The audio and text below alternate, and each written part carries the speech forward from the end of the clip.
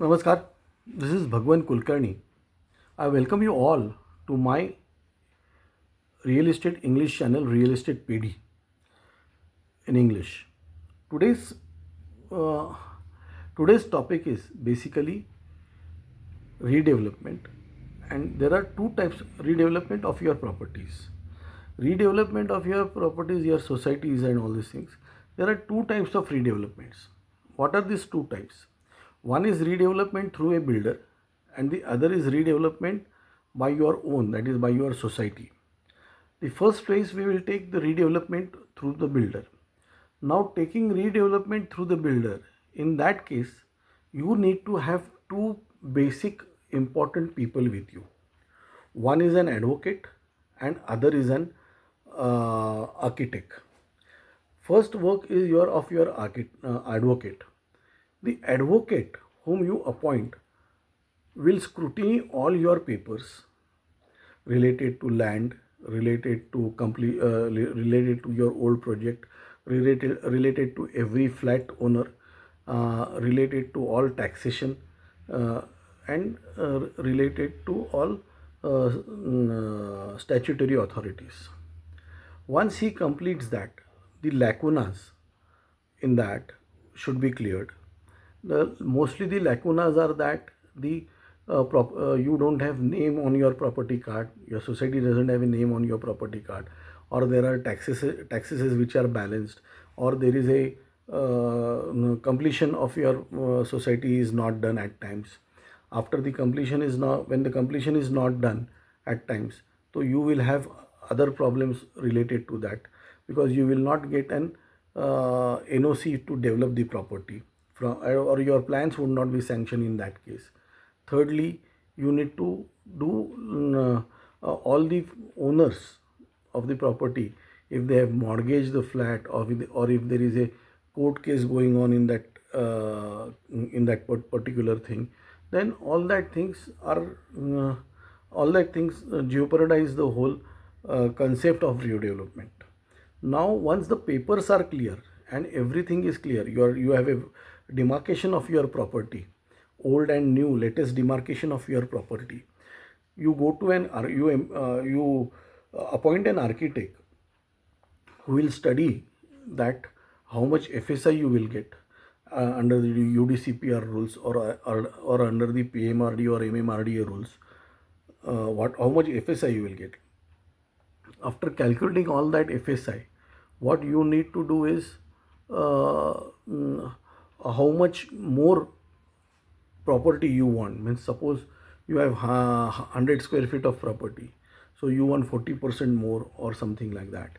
Then what rent should be given for the when you are going to shift from that property, who will be giving the shifting charges, who will be giving the deposit of the properties, who will be paying the rent of the properties, who will be giving the other things for the property.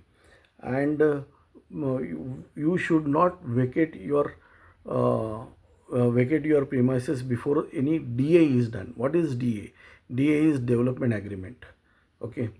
And for that, you again require this lawyer who has looked into all these things, because a lot of builders have big lawyers at their end. Okay. And they have an excellent team of drafting and excellent acumen of the law. And then, after their drafts are ready, what is suitable to you, what is not suitable to you, you need to make certain changes into that. And after making certain changes into that, you need to put in your you need to sign that agreements, sign that DA by every owner of that this thing.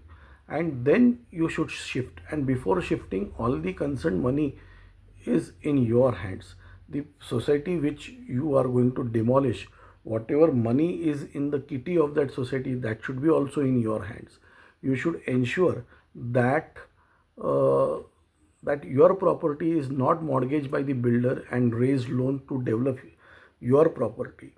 Okay, because tomorrow, if the builder doesn't pay his debts, his mm, yeah, then your property is going to be seized by the bank. This is what is the problem. and then at times you will be means, as it is said in Hindi, na ghar ka na ghat ka. You are neither you neither have a house nor you have this thing, and then what happens?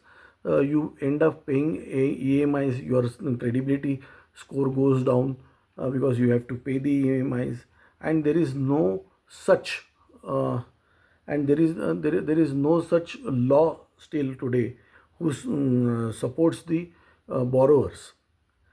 Okay, so that is the main crux of this whole thing. So where you need to have a very sound architect and very sound uh, and very sound um, very sound lawyer, because both of both of these people are the key factor in the whole development process.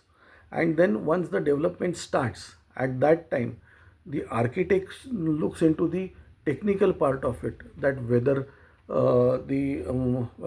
the things which were agreed at the time of the development agreement are there, whether the construction is going as per the development agreement, and whether the flats given uh, allotted to these people are as per the agreement. All these things should be seen by the architect, and if there is any flaw, in that case the advocate is to be has to take this thing, and he has to inform legally to the builder. Okay, and one thing is very sure, that don't allow your property to be mortgaged, one thing. And then, if possible, how you negotiate, there again your advocate comes into picture. Advocate and architect, they both of them come into the picture, because the advocate knows the law, and the architect knows the technical things. You have to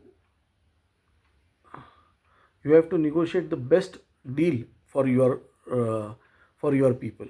So again, when there is a problem, architect and advocate should come into the picture, and the subsequent legal notices should be issued, and complaint should be made to RERA. You should not, I will not advise you to stop the construction, but subsequent complaint should be done to RERA.